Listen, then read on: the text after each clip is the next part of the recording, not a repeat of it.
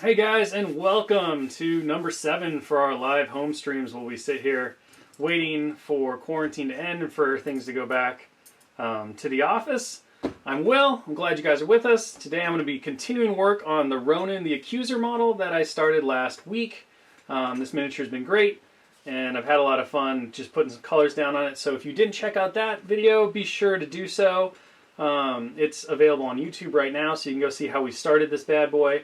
But today I'm hoping that we're going to finish him off in the next hour of our time together as we paint. So we have a few more things to do, and I feel pretty confident that we're going to be able to have a finished Ronan by the end of this. So I'm going to get this camera off of my face and onto the thing that actually matters, which is our amazing miniature here. And we're just going to go in. I'm going to get a little bit more light. Okay, so you can see where we left off. We did the green on the cloth. We did that with just a wash, so very quick and simple using Zenith Prime. We've got our green metallic going on. What we started with that was with our Citrine Alchemy from the Scale 75 range, and then we used the Lime Intense ink to create a glaze, and we went over that. So what I want to do today, basically to kind of block out my time, is I'm going to go back over and do some highlighting on the metallics. I want to hit this toxic waste green, this lighter green, and kind of brighten that up just a little bit so that I can get some differentiation between the two. We need to do his face, and we need to finish off the hammer and these shoulder pads. So last week I did a really rough and quick kind of like thing on doing glowy bits for the hammer, but I didn't have enough time, so I didn't really finish the hammer. So I undid the work on the hammer. We're going to do that again today, and we're going to do it right so that I can get some highlights and stuff in there. Because we only did one base coat on the metal, and I really want to make sure that the hammer has a lot more color going on. So I went back over and just cleaned that up really quick. So we're going to do the hammer again. Same idea. We're just going to go right through and make sure that everything looks great, because this is going to be my Ronin for the tabletop. So I want to make sure I'm taking the time and the care to make sure that I'm very happy with him. And so far I think he's looking awesome. So let's dive right in and let's get going. So the first thing I'm going to probably start off with is we're going to get these green metallic shoulder pads going. So I'm just going to do a quick green glaze. And I'm going to be using the Intense Green from the Scale 75 range, which is this one right here. Oh, focus. So this is just a straight green. It's super vibrant, very punchy. I'm going to, like we did last week for the glazing over that more yellowish green metallic, I'm just going to take the ink, I'm going to put it in my well palette. I'm going to take some of the Vallejo Glaze Medium, and I'm going to do about a 50-50 mix of that. So about half ink, half glaze. And then I'm going to add some water to it, and I just want to kind of thin it out so that I get a nice, good flowing glaze wash. And then I'm just going to start, and I'm just going to very quickly apply this over my already kind of green metallic. This is the Emerald Green from Scale 75. But of course, like all metallic and semi-metallics, it's got a little bit of vibrancy lost because silver is a white, and white's obviously going to wash out your colors no matter how you mix it in. So we're going to use this glaze to bring back our color. For those of you who are currently working on your monthly challenge for our Atomic Mass Games monthly painting challenge, you know our theme this month is punchy colors. So we're looking for those big, vibrant, bold shots. And you can already see how one layer of that glaze has totally changed the hue of that metallic. And now we've got a much more green, a much more vibrant green metallic going on there.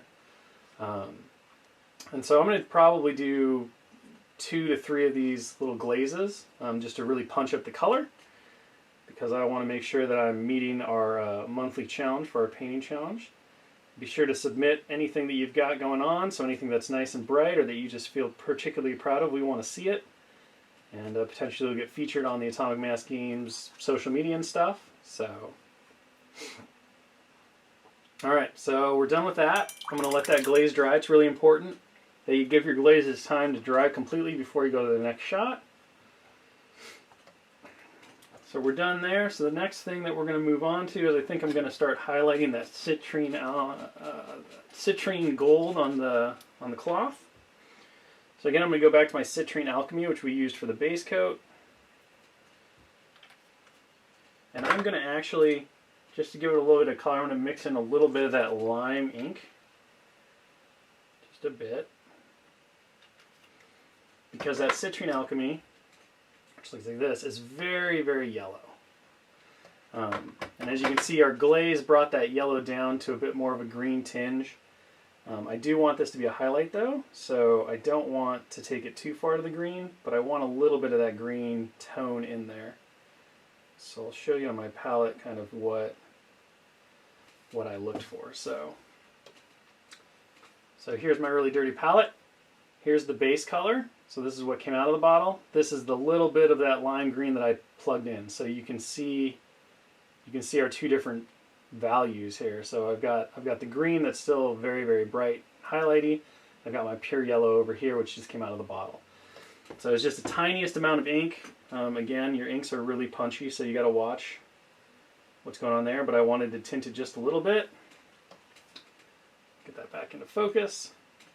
And now I'm just going to do a really quick layer highlight with this color.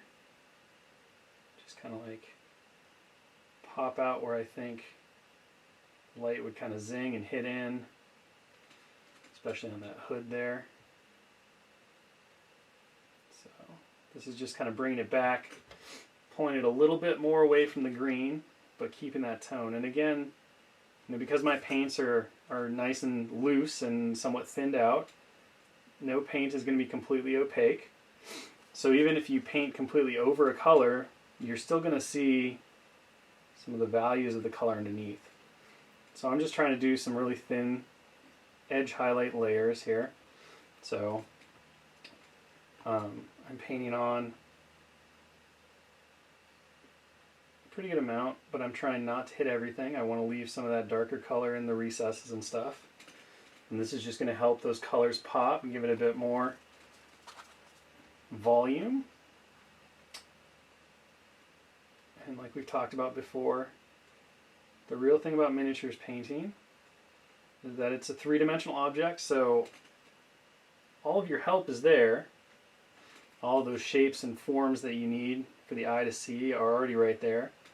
What we're trying to do through painting is not only give those shapes and form color, but ideally we're helping the eye, because the eye, well, an amazing piece of human biotechnology, is not designed to really see super well at smaller scales, especially from the distance that you play with on the table. So by over-exaggerating the shapes and the forms, by using extreme highlights and layers and stuff like that, by using really deep shadows, by using our knowledge of how the eye works, we are able to basically take what's on the miniature already and give it that extra push so that the eye can really see it. And this is the art form. I mean, this is like, it's true art in a lot of ways. And this is the same way that a painter would approach a two-dimensional painting. But they have to worry about engineering in, making the two-dimensional become three-dimensional. We don't have to do this. And this is one of my favorite things about miniatures. Whoop, as I go off camera. This is one of my favorite things about miniatures, is that my brain doesn't work very well taking 2D flat paper and transforming it into three-dimensional shapes that trick the eye. I'm just not very good at it. And because I didn't have a lot of success at it, I never really practiced it. If you don't practice something, you'll never get better at it. So I'm sure if I really, really wanted to, I could kind of commit and become better. But it wasn't my jam. I wasn't having fun with the struggle, so I moved on. And miniature painting is the chance for me to do art in a way that makes sense for my brain, because the 3D shapes are there and I just have to help bring them to life. And it's taken a lot of practice and a lot of repetition, but because I found it enjoyable and fun, and I got to take my artistic creations and put them on a table and play games with my friends and have an amazing time with that, it made all of the effort and the work and the learning so much more worth it for me. And so, here we are, painting our Ronan. I've moved now to straight citrine alchemy, just to pick out some really zingy highlights and give us that metallic-like zip. Oh, everybody wants to know about Ant-Man and Wasp, and I would love to tell you, but I'm not allowed to. So you'll have to put your supplications into Josh, who controls all things. I don't even know if he showed up today. He's probably not here. He's become very hands-off on these streams. But I do have something to show you guys that, you know, Josh can't stop, so. I think Josh has a special surprise that he's going to post up. I don't know if it's going to be after today's stream or if it's going to be tomorrow. But he's got a whole plan. He's very Machiavellian, some would say. He has schemes within schemes.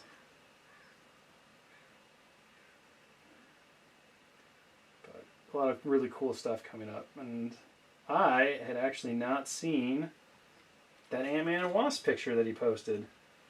I didn't see that he and Jesse went out and used the studio fire hydrant for a little bit of cheeky fun. It was great. I loved it. Those little miniatures were definitely they were an interesting thing, a challenge, if you will, kind of figure out and design and make. All right, so we've kind of popped out those highlights. All questions will be answered soon. I mean, that's true to some extent or another.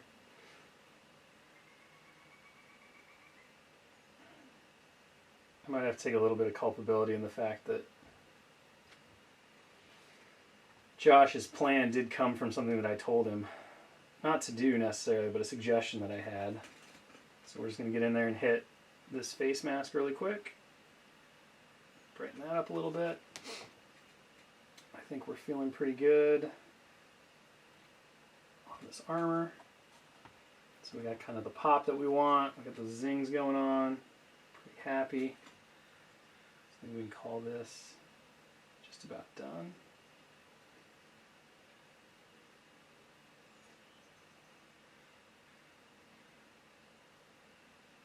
Tip right there. Collar a little bit.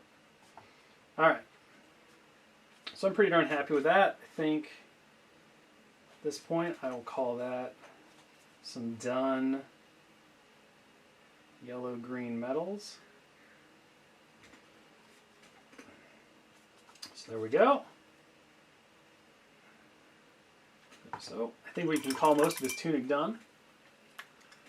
For colors that I'm using right now, I'm using Citrine Alchemy, and we're just going over the yellow gold, or the yellow green metals. Now I'm going to go back to my Inktense Green Glaze. I'm just going to hit this again, because I really want that green to be very bold and punchy.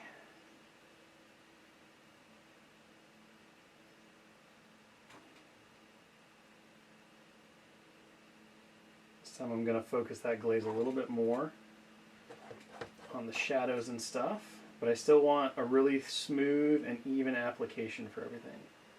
Because I can always go back and add those highlights. This isn't a wash, so I'm not just aiming for... Oops. I'm not just aiming for the shadows and the recesses.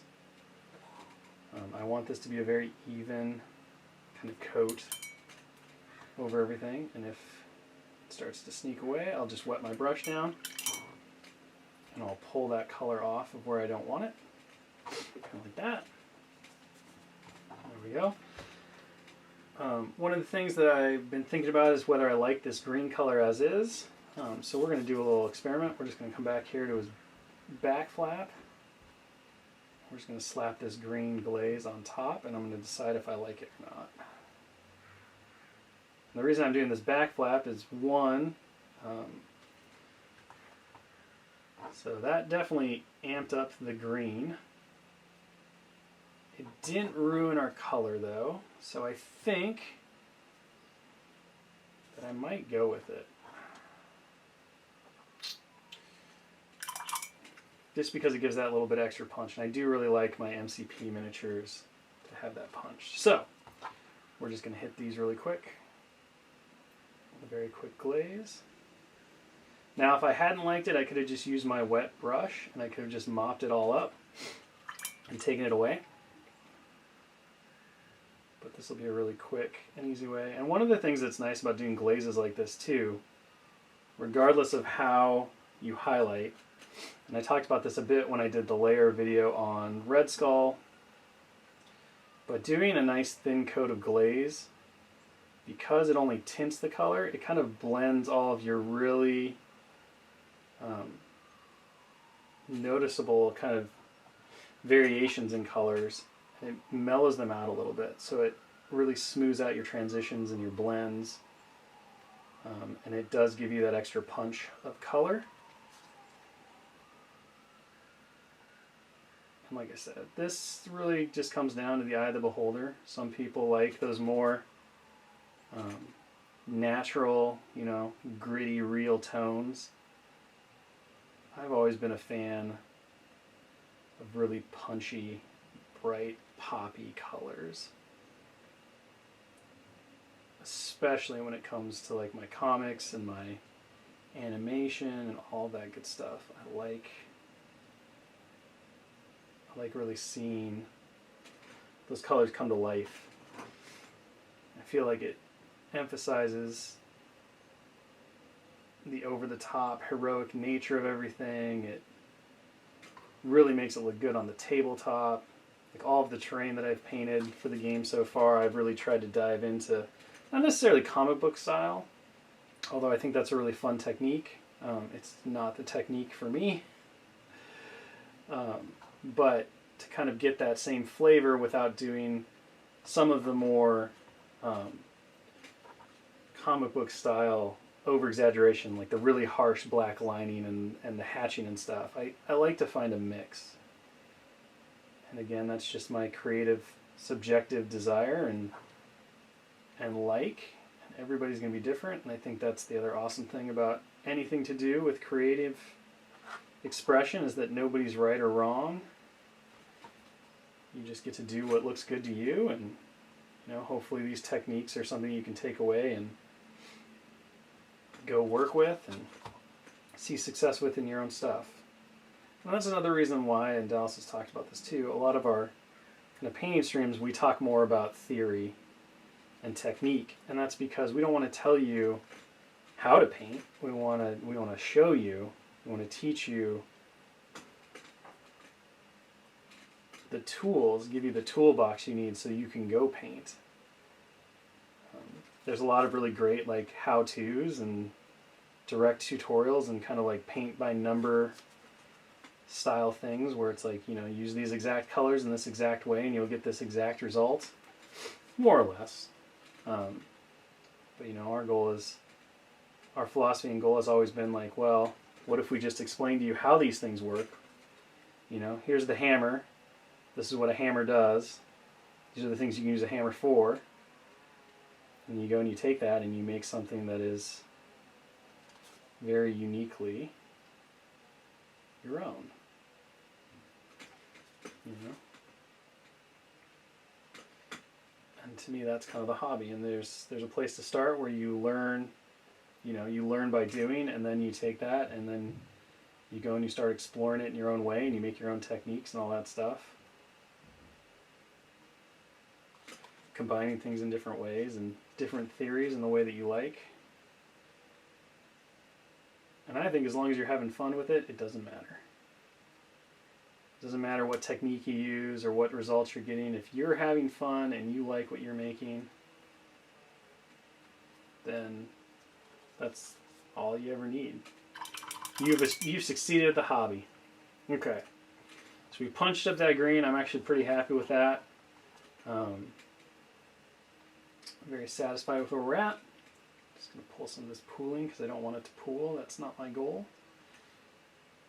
If it was a wash, then maybe I'd say that pooling was fine, but what I'm really looking for is just a thin, overarching coat of color. So if I see pools, I'm just going to use my wet brush. I'm going to pull them out.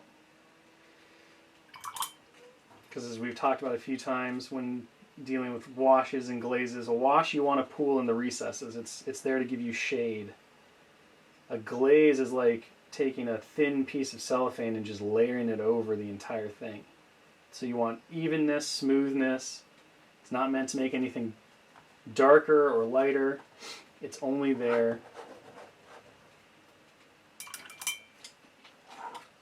to change the value and the hue of your colors.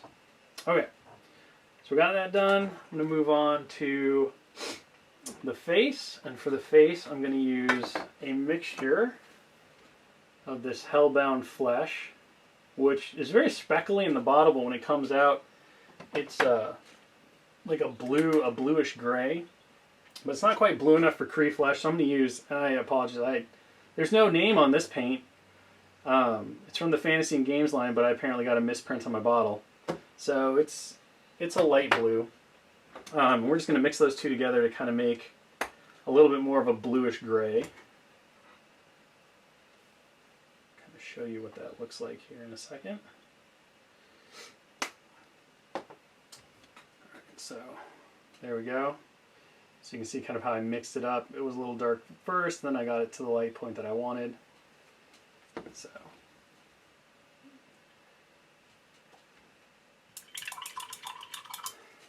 and now we're just going to hit his face, and I'm going to thin out this paint pretty well because I want to be able to use it kind of in the wash style that we normally do.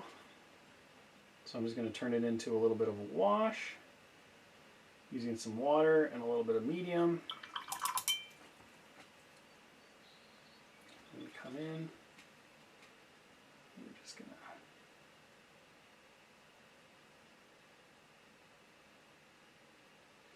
apply it over the face. I'm getting a little bit on that mask, but that's okay. I can go back and fix that.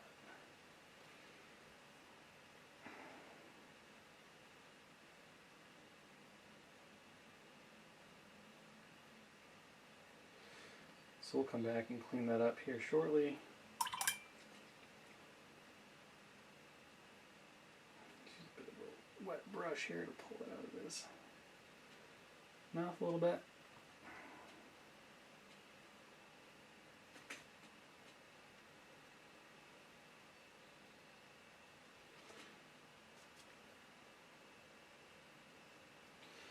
Alright, easy peasy. I'll let that dry. Can't really tell too much of a difference because his face was already gray from the Zenith Prime, but it's definitely more gray now. I might go back and hit that with a little bit of a blue glaze just to tie it back together.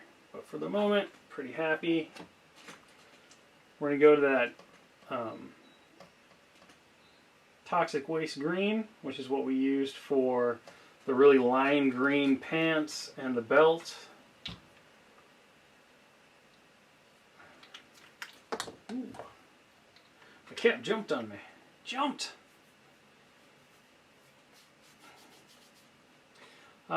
Jotham, the Scale 75 paints, I mean, they're like any paint. There's certain ones that, you know, you've got just a bunch of different colors and ways. Obviously, the more yellow a paint is, typically the less coverage it kind of has. Lighter colors need more coats, that kind of thing. But overall, I've been super happy with them since we started using them in the studio and stuff. They've got some really great colors. They work well with a lot of techniques like wet blending, two brush blending, washing. So I've found that I've very much enjoyed working with them. But you know, like anything, like every artist paint, they have their quirks, they have their things that they want to do, and that may not be the thing that you want them to do. So you do have to, you just learn it. You do have to learn it. But I think overall, as far as like a paint line goes, it's been very enjoyable, very good. I'm very happy with where they've turned out so far. That said, there are definitely, you know, like I think Dallas talks about this too. You shouldn't limit yourself. If there's paints from whatever range that you like or things that you find work best, then trust me, they'll always work best for you. You shouldn't limit yourself to only the things you know, because there's probably always something that's pretty good out there that's just waiting to be found, and you know, it'll grow your bag of tools and tricks. But you also definitely never have to feel like once you have mastered a technique or you found the thing that you super like, that's the end of it. So I'm just going to mix up a quick highlight. I'm going to use this Lilith yellow. And I'm going to mix a bit of that into this toxic waste green. So Lilith yellow is like a really pastel-y yellow, so it's pretty muted. I don't want to steal too much of that green away, but I just want to kind of like lighten it up so I can get a little bit of a highlight color going on to do some more layer highlighting, basically.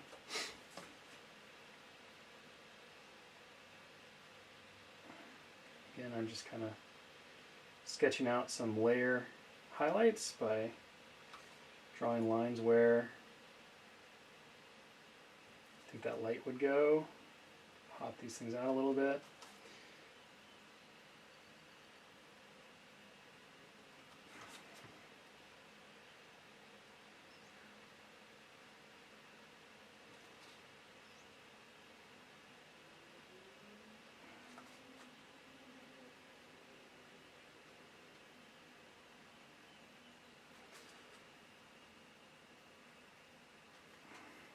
I'm being pretty loosey-goosey with this. Not worrying too much about making like perfect blends or anything. He's not going in a case for competition.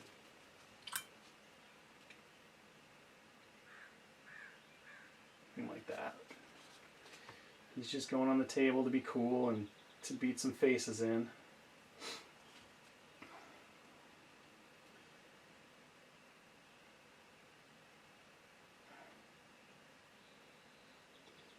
So I'm just playing with the color, building up my layers slowly. You can always add more paint. You can't take paint away. Just like for those chefs of you out there, those people who like to cook, you can always add more salt. You can't take salt away. Or spice or anything you want, right? You can always cut more material away. You can't add more material for carpenters. All the same adages apply. I mean, it's all about being a little patient and letting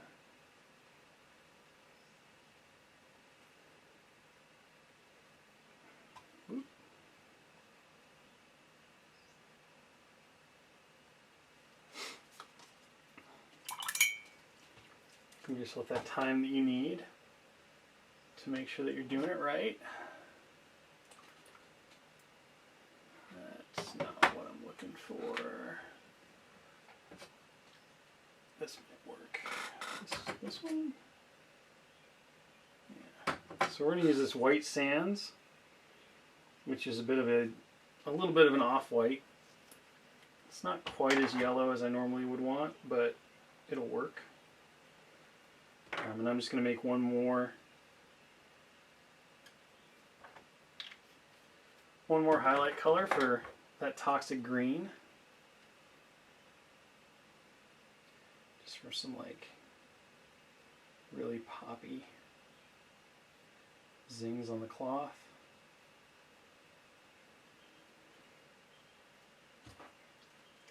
Grab my brush here really quick.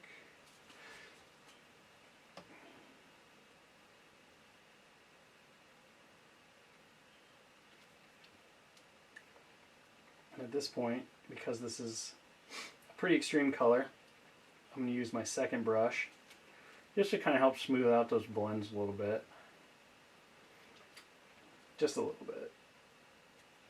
And this saves me from having to do like 40,000 layers to build up, because I can just use the other brush to help kind of blend out those colors.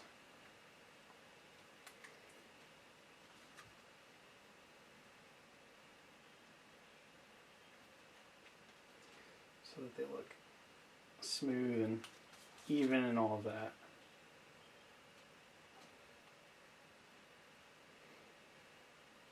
And part of what's going to make this really work and allow you to blend those colors out with your other brush is making sure that your paint is nice and loose. It's going to be pretty smooth. And the one thing I've certainly noticed with the scale 75s and some other stuff like Vallejo and stuff, you just want to make sure every paint's got its own kind of dry time. So we know that that calf, because it's pointing towards the sky, will get really zingy.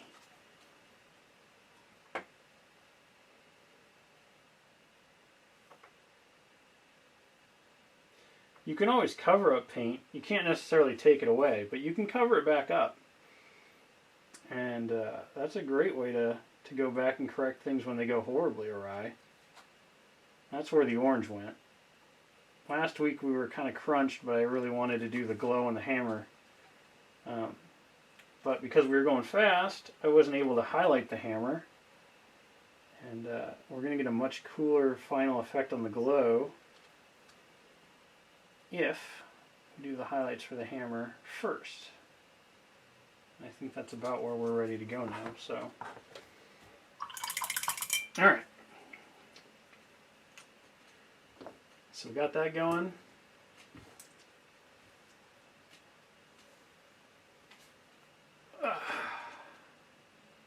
Okay, so we're going to go to hammer now. Hammer time. So I used black metal for the base. I'm going to use... how strange do we want to get here? We're going to use heavy metal, I think. So we'll use this one. Oop, focus, focus. There we go. So we're going to use heavy metal from scale 75 to highlight this metal up.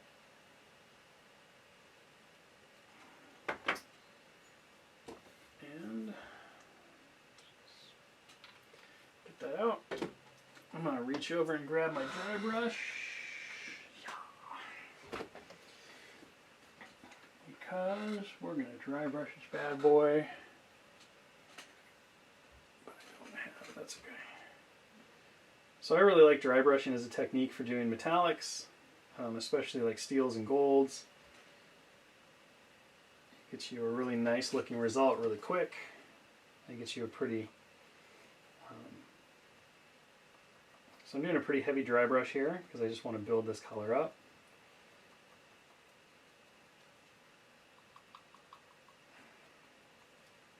So dry brushing, you just get paint on your brush. You wipe most of that paint off on a paper towel, or if you have like a paint rag or something, you can use that. So that there's just a very little amount of paint left on the brush, and then you just kind of really quickly run the brush over, and then what happens is that tiny amount of paint that's still left on the brush because you didn't wash it out applies itself over all of the high surfaces of the miniature. So you want to make sure that most of the time you want to make sure that there's very, very little paint on the brush, to the point that there's almost no paint coming off when you're running it over the paper towel or whatever you're using to get rid of the paint. You also want to make sure that your brush is really, really dry. You don't want it to be wet. This is not a technique where you loosen the paint at all for the most part.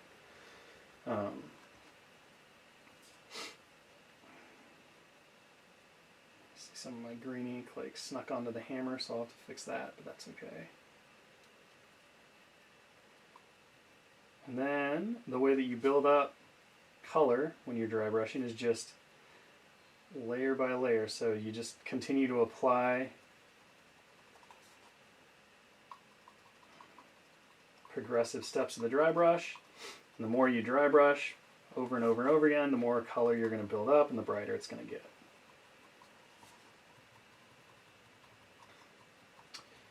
This allows you to start with a pretty dark base. I mean, you could just start with black if you wanted to and use one silver color, and as long as you just control your dry brush really well, you can actually build up multiple layers of dry brush. You're going to get a really natural transition of steel. So hopefully you can see how that dry brush is just hitting the edge of that hammer and like kind of popping it out.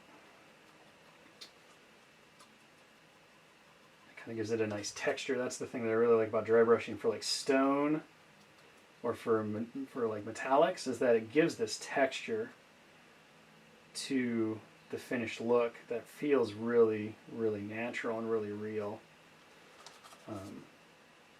And it's just fun to do. I mean, you get like some pretty awesome results like right away without really trying too hard, and that's pretty fantastic. You don't want to use your brand new brush for dry brushing, because it totally, like, you can see how frayed this brush is. Kind of the rattier the brush, typically the better the dry brush it is. So this is where brushes go when they've been cycled out from normal painting duties. They go into the dry brush.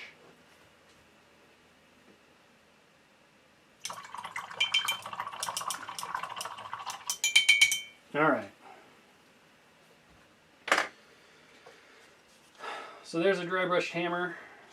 I could keep going with this, but I'm pretty happy with it. I'm just going to quickly fix that little bit of green glaze that snuck onto our hammer. So I'm just going to grab my black metal. Gone. Ooh, almost gone.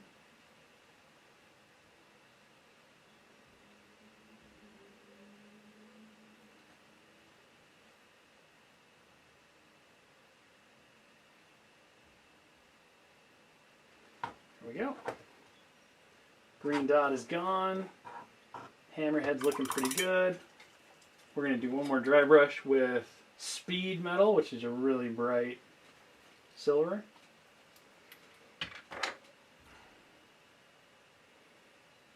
Since we're going to make this hammer glow a bit, I really want the steels to, I want to have a lot of brightness to play with.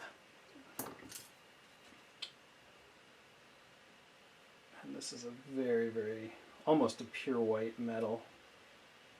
So this should pop really, really well. All right.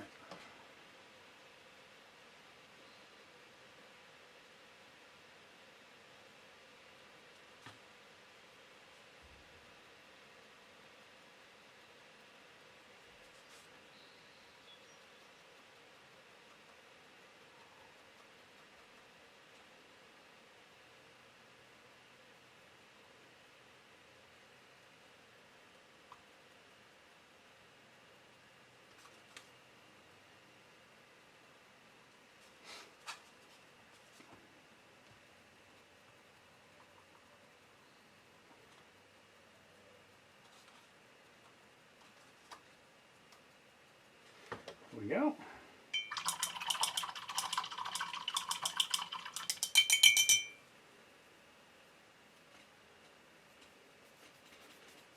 All right.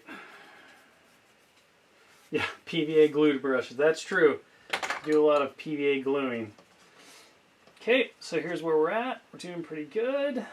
I'm looking pretty happy with all of this. We need to finish out the mask and then do a little bit more on the face. But those green shoulder metallics look really nice. So we're almost done there. So it looks like we can move on to the hammer here shortly. So, well, we have our black metallic out. Let's hit these little eyeballs.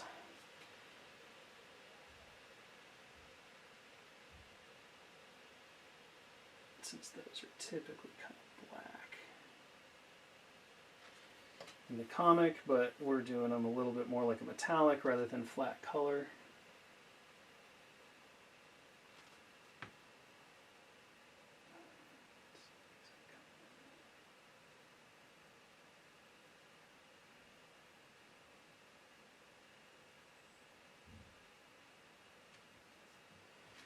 Got a little bit of separation in there.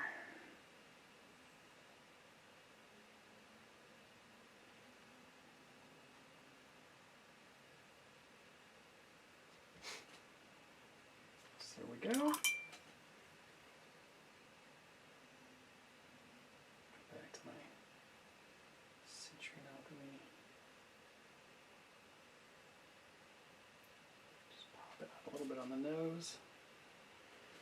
All right. Oop, I went off camera. Sorry about that. Now my miniature's trying to pop off his little paint holder, his paint cap. Bright freaking yellow. Oh, I don't know about that.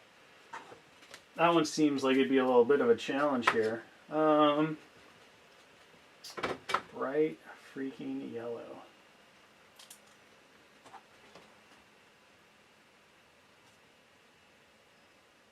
Alright, so I want to just take a minute and we're going to assess where we are. So we need to do the hammer for sure, but I also want to get a little bit more life in that face. So how do we want to do that? I think we want to just tint it a little bit with some blue. So we're going to grab, I'm going to try this. I don't know if this is going to work. We're going to try it. So I'm going to grab some Inktense Cyan. Maybe. There we go. And we're going to use a lot of glaze.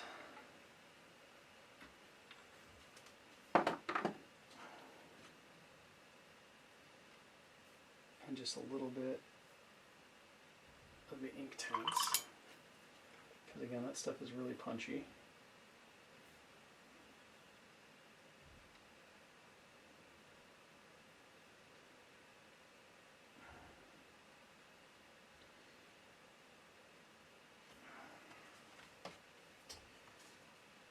I'm just going to hit the face.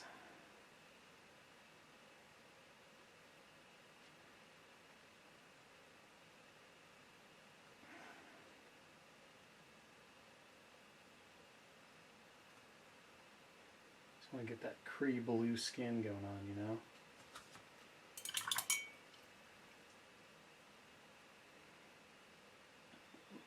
Need it in the mouth, so use our brush to kind of pull it out of there. And this is more like a wash, so I'm just really looking to apply it a little heavier into some of the cracks and crevices, as well as tinting all of that skin. So we're like under the nose, under the lips, under the mask.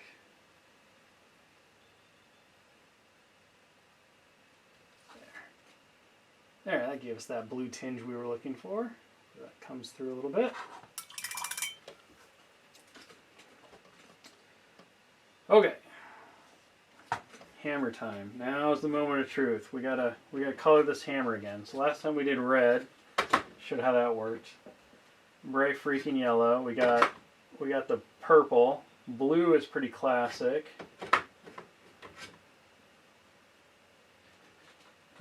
We'll give bright, you know, I'm nothing if not subject to the whims of the chat. So somebody said bright freaking yellow, we'll give it our best shot here. Plus it gives us a chance to kind of play with the fluorescence. So I'm going to start with some really white.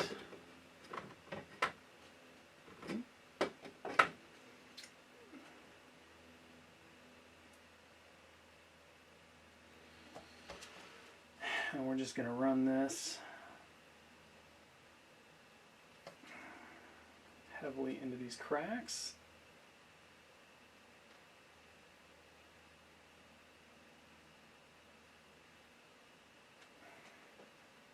Put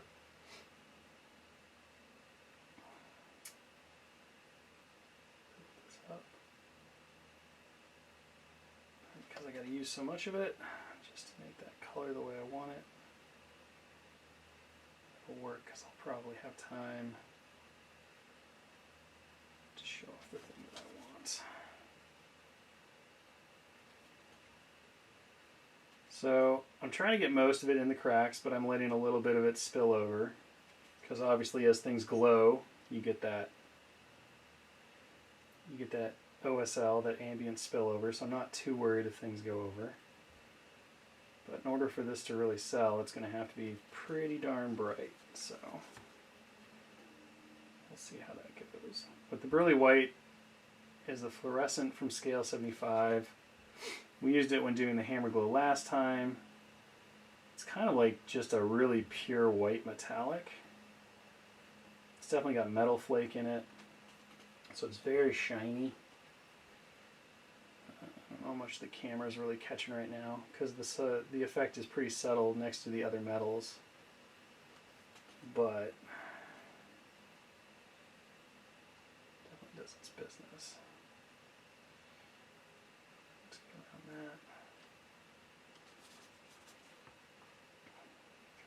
Here. Again, I want this to be pretty darn strong, because this is what's going to provide our base for our yellow to get in there and pretty bright.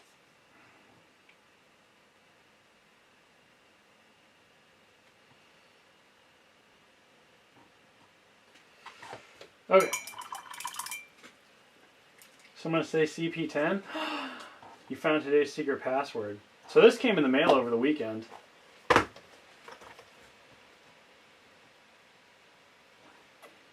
So there you go. It's real. It exists. This is the whole thing. This is the bulk sample, fresh off the factory line. Ooh. It's even got things in it. See? Oh, can you see? There you go. You can see things like token sheets. See, I gotta be careful here, or Josh will like kill the stream. Or you know, like there you go. So I've gone too far. Josh is freaking out. My phone's blowing up. Back to this. Back to the action.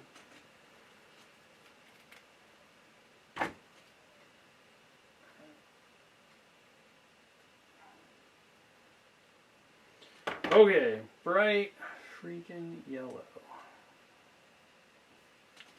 Well, it doesn't get much brighter yellow than this, which honestly looks green on camera, but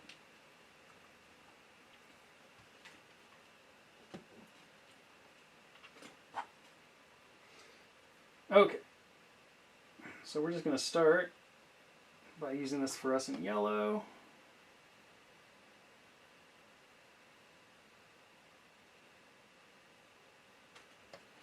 We're just going to layer it in.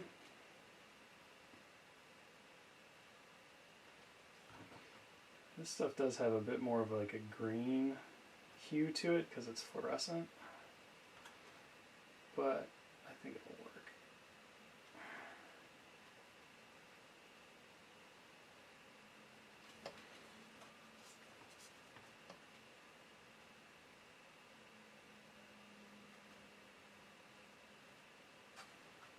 Is that going on? What's going on? I'm just kind of like going over all of the white on the interior of the hammer. Get that glow. Based in. Set.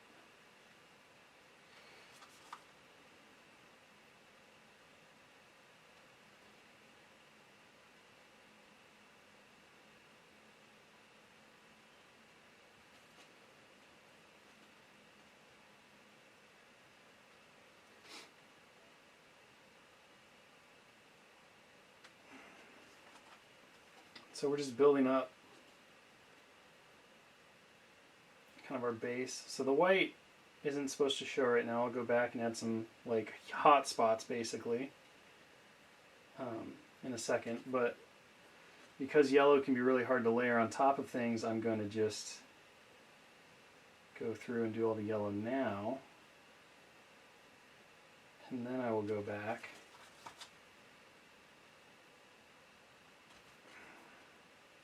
and I will do my darker colors to kind of shade it in after. So there's a lot of different ways to do stuff like this. If I was working with a purple or a blue, I would probably start with the darkest colors first and then just build up to the bright colors because those colors will cover a bit better. Whereas this one really won't. So this yellow is the scale 75 fluorescent yellow. So it is super punchy. It's a little more green tinge than like a primary yellow, but I think we can work with that. So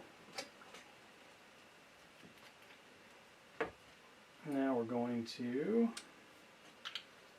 come in with a little bit of orange shading. Is here. Because that would be where the light would cool down. Would darken up.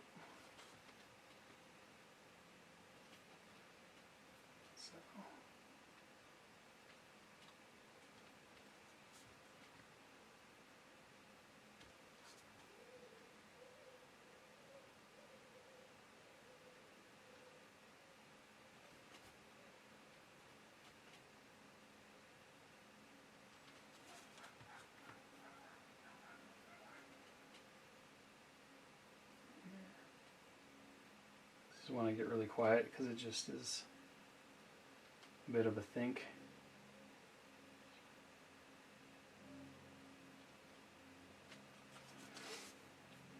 Just got to be kind of thoughtful about where you're putting these colors so that you get that nice transitional kind of approach.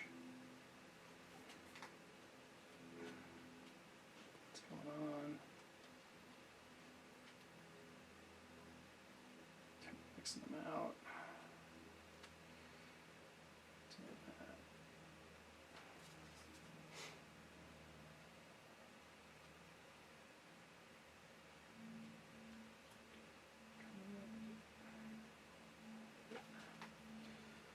That going. Oops. Come back in with our white. Got some really sharp kind of hot spots.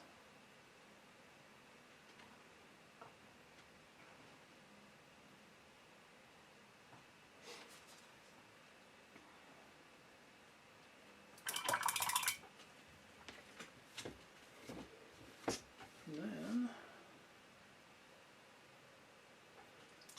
back to our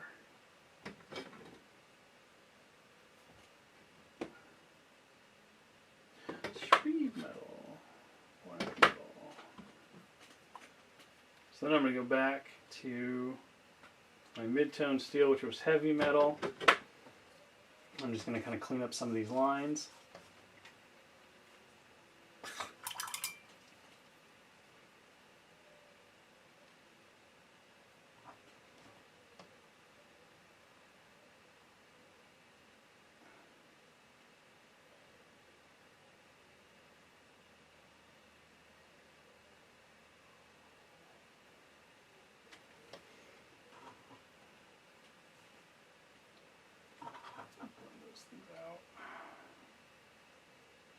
A little bit, so they're a little cleaner, a little sharper.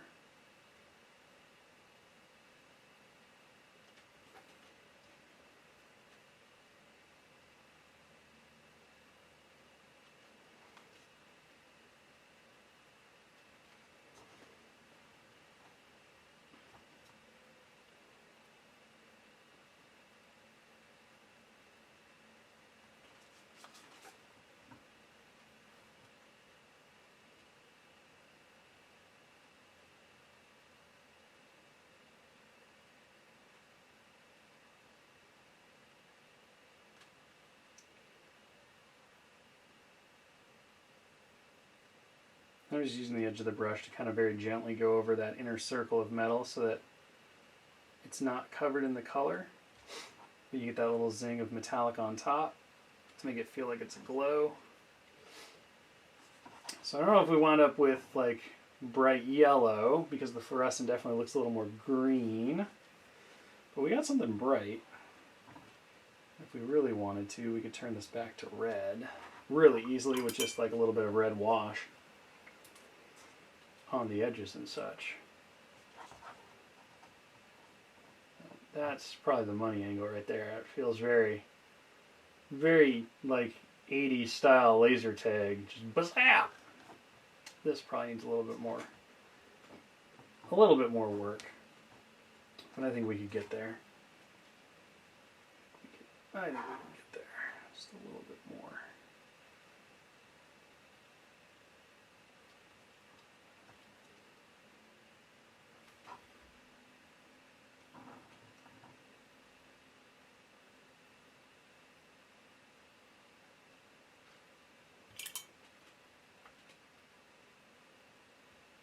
So now we're just having fun and playing. And one of the really cool things about this is because it's just the hammer face, it's really easy to go back and clean up again if we need to, because we go too far or it doesn't quite work out the way we wanted. But sometimes you just gotta like mess around and make a mess a little bit until you find that magic sauce that you were looking for.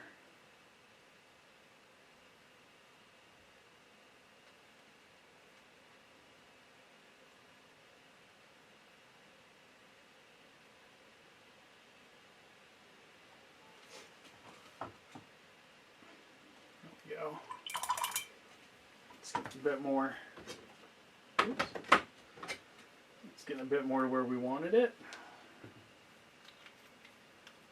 A bit more to where we wanted it. To kind of be like this yellow orangey thing going on.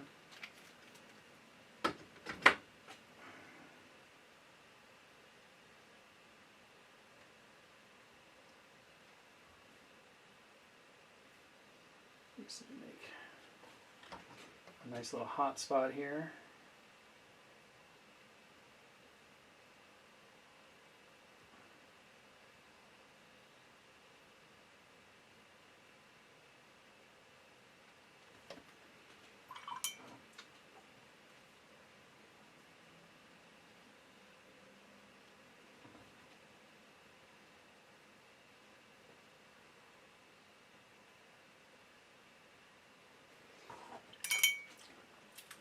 Pull out our basic white,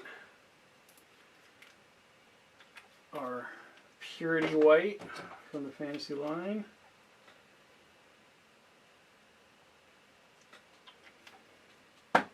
Use that just to get that last little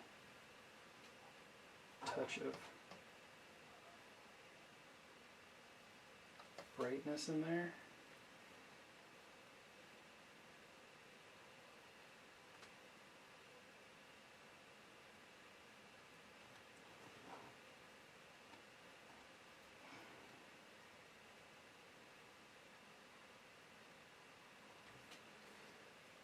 Some of that yellow, run it in, do a little bit of mixing.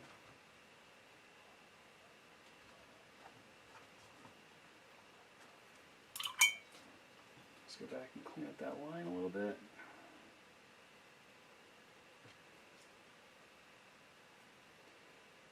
This is the part where you just kind of like play until you're happy with it. Sometimes you get it right on the first shot, and sometimes it takes a little bit longer.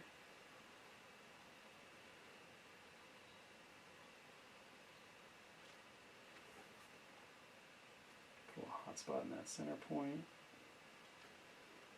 Hot spot on these sides here.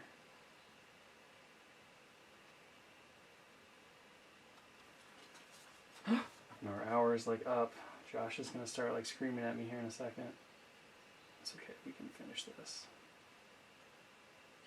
We can finish this before he shuts us off.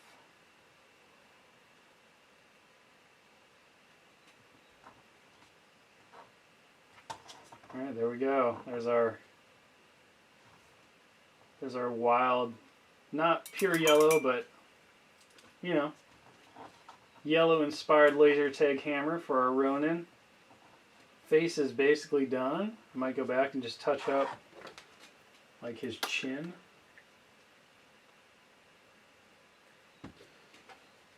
And just do a little bit of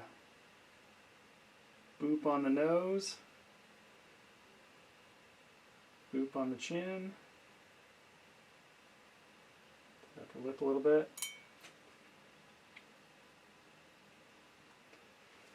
And really it's just about getting his mouth and his teeth done. And that's super easy because we can just use black to kill it. And I would say that this guy, outside of his base, is ready for the tabletop. So, we said we were going to try to finish him in an hour. We got real close.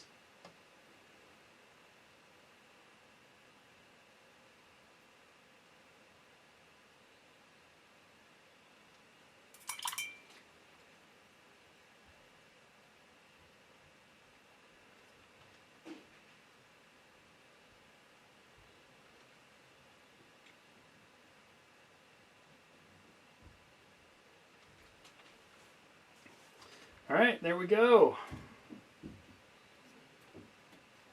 There is our tabletop ready Ronan the Accuser. So, super quick, super good. Hopefully you guys picked up a couple of techniques. Again, you can always watch the whole thing by going back. Very happy with where this guy turned out. He's got a lot of pop, a lot of color. Again, remember to check out the painting challenge that's going on right now. Submit your photos of your favorite Poppy miniatures and characters for a chance to appear on our social media and stuff. Otherwise, be sure to always watch all of our Facebook, Twitter, Instagram. What's the other one? No, that's all of them.